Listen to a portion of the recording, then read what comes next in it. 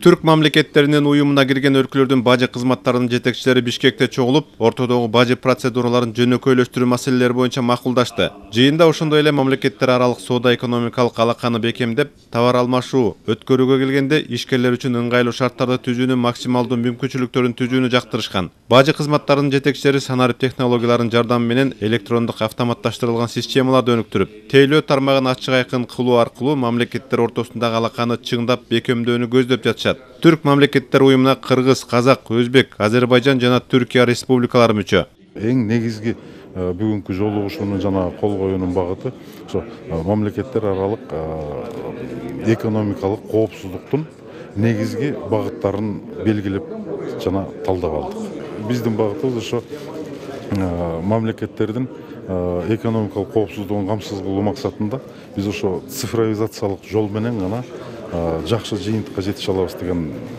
сөздү айтмакмын да.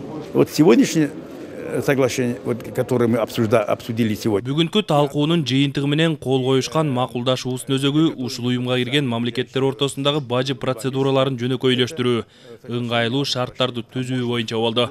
Анткени товар алмашуунун ыргагын ылдамдатуу үчүн биз ишкерлерибизге процедураларды жеңил, ыңгайлуу шарт түзүп беришибиз керек болуп турат.